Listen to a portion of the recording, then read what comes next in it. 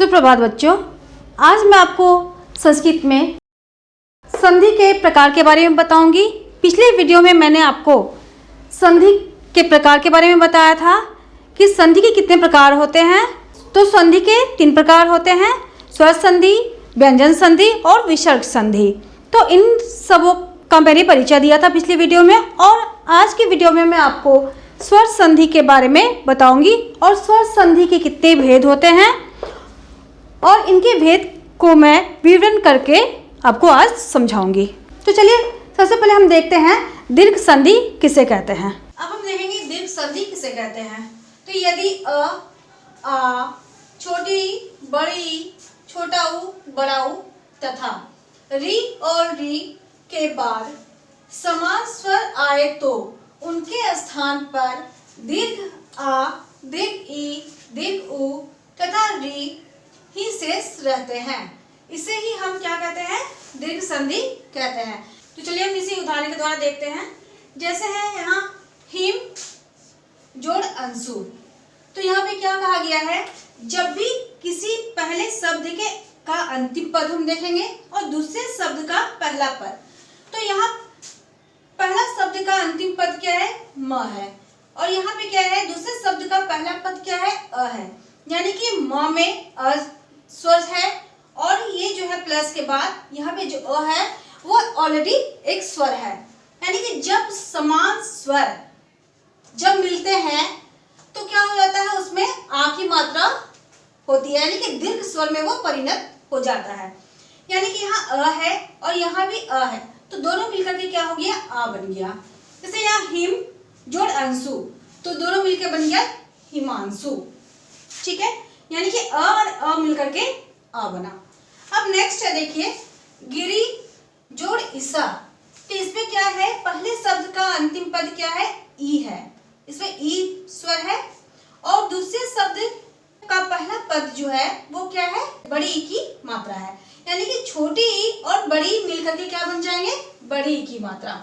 तो क्या है यहाँ पे, गिरी जोड़ ईसा, दोनों मिलकर बन गए गिरीशा। अब और भी उदाहरण हम देखेंगे। इसके पहले हम इसे इस तरह से भी हम समझ सकते हैं शॉर्टकट रूप में। जैसे आ प्लस अ और आ हो तो वो मिलकर के बन जाते हैं आ। छोटा ऊ, बड़ा ऊ, या फिर प्लस के बाद अगर कोई शब्द में छोटा ऊ आए या बड़ा ऊ आए तो दोनों मिलकर के बनते हैं बड़ा ऊ। अब ई, बड़ी ई प्लस ई और बड़ी अगर आए किसी भी शब्द में तो वो दोनों मिलकर के बन जाते हैं बड़ी। अब री, री प्लस री और री आए तो दोनों मिलकर के बन जाते हैं री। ठीक है, तो ये जो है आप शॉर्टकट तरीके से आप इसे समझ सकते हो। अब यहाँ पे देखिए, हमने यहाँ पे उदाहरण लिया अ और आ, इसे यहाँ अ है और यहाँ अ है, दोनों मिलकर बन गए आ। ऊ और ऊ प्लस ऊ और ऊ आए तो दोनों मिलकर बनते हैं बड़ा ऊ। अब इसका उदाहरण मैं भी बताती हूँ। जैसे है यहाँ गुरु जोड़ उपदेशा, पहले शब्द के का अंतिम पद देखेंगे तो यहाँ क्या है, ऊ है, यानी कि छोटा ऊ की मात्रा। अब यहाँ क्या है, प्लस के बाद उपदेशा है, यानी यहाँ पे क्या है, छोटा ऊ है, तो छोटा ऊ और बड़ा ऊ मिलकर के क्या बनते हैं, बड़ा ऊ। ठीक है, तो गुरु जोड़ उपदेशा यानी कि गुरु उपदेशा। अब यहाँ देखेंगे, जैसे हम री और री का देखेंगे तो यहाँ क्या है, री है ना, पहले शब्द का अंतिम पद री है और दूसरे शब्द का पहला पद ये भी क्या है, री है, तो दोनों मिलकर के क्या बन गए, री। ठीक है, यानी कि मातृ जोड़ ऋणम दोनों मिलकर बन गए मातृनम। तो ये आपको समझ में आ गया होगा कि दीर्घ संधि हम किस तरह से कर सकते हैं। नेक्स्ट हम देखेंगे आगे, सेकंड है गुण संधि।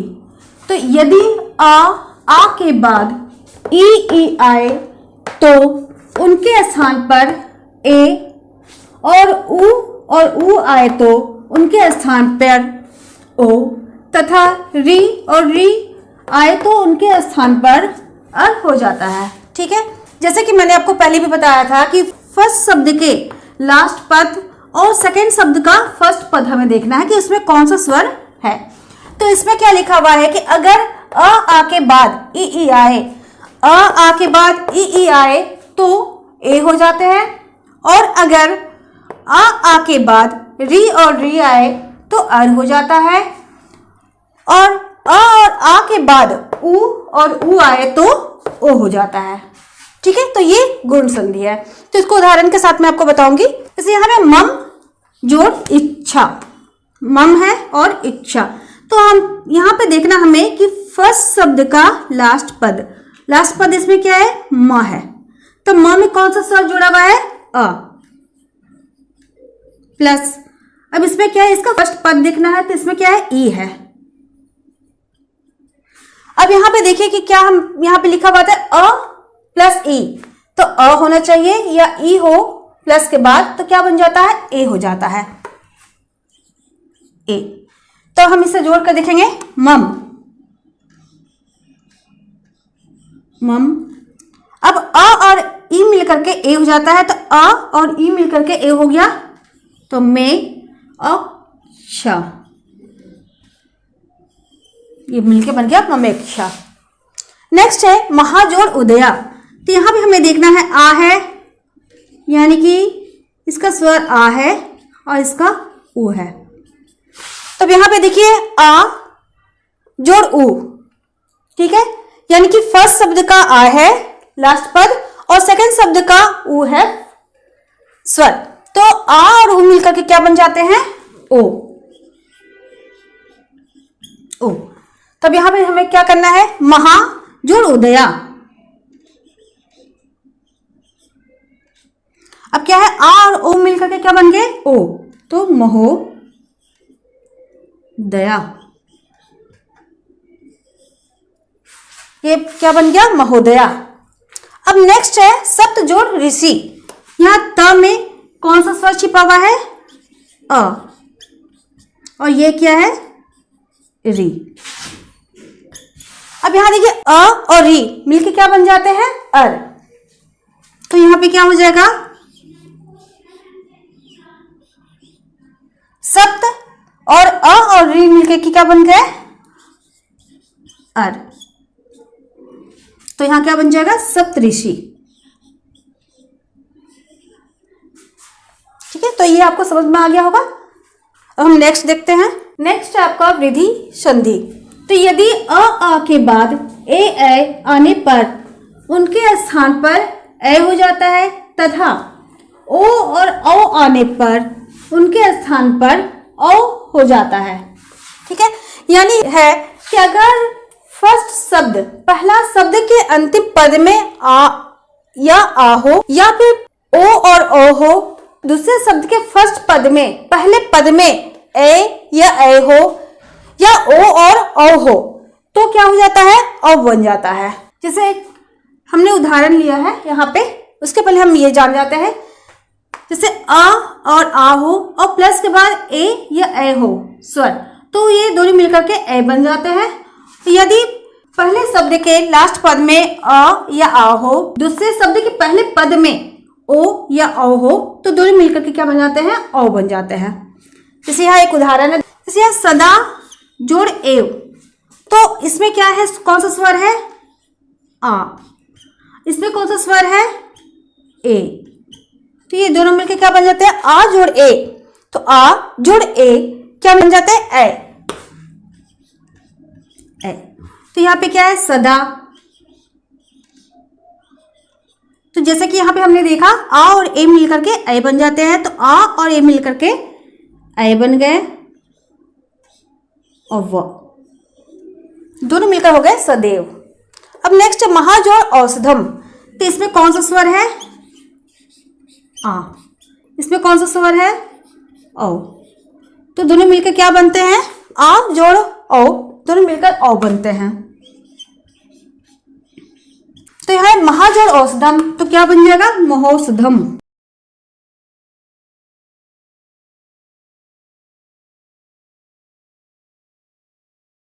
ठीक है, ये तो आपको समझ में आ गया होगा।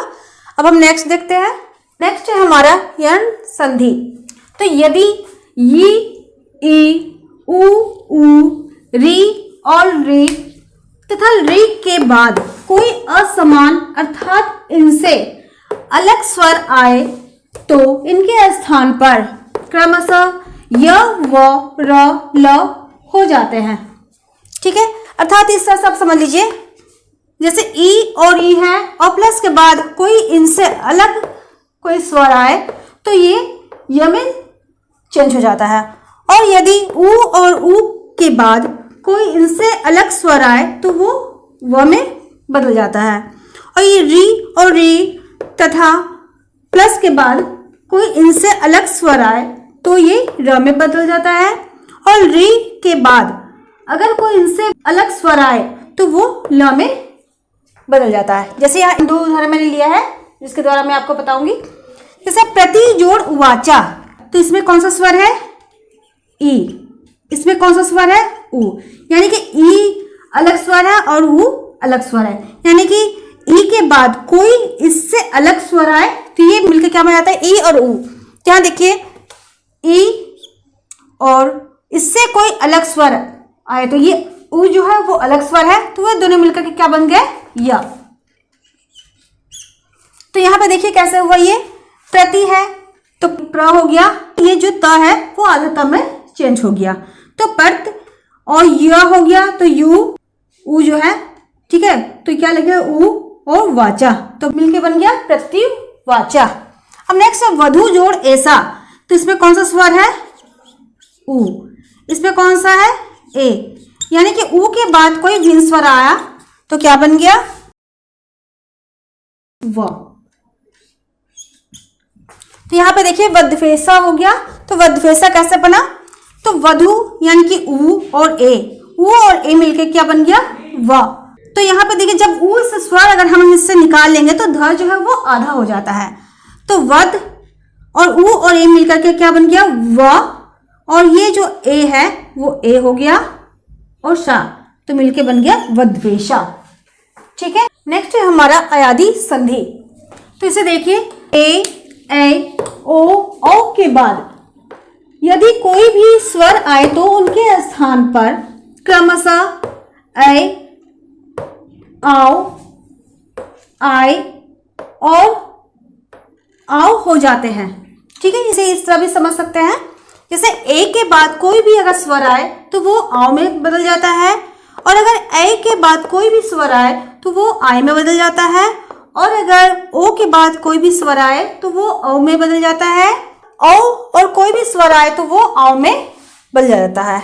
ठीक है, अब यहाँ देखिए कुछ उदाहरण से, किसी से जोड़ अनम, तो से में कौन सा स्वर है? ए। ये क्या स्वर है? अ। ए के बाद कोई भी स्वर आए तो वो ऐ में चेंज हो जाता है, तो यहाँ क्या? से जोड़ अनम, तो ये क्या बन जाएगा मिलकर के? से नम। अब हमारा नेक्स्ट है पो जोड़ अनम, तो क्या है यहाँ पे?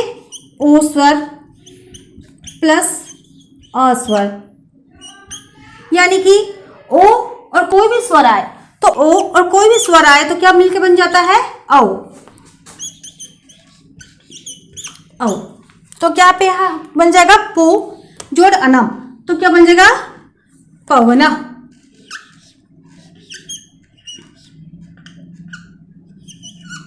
पवना। ठीक है, तो इस तरह से आप समझ गए होंगे कि स्वर संधि क्या है और स्वर संधि के कौन कौन से भेद होते हैं, और नेक्स्ट वीडियो में मैं आपको इसके आगे का बताऊंगी।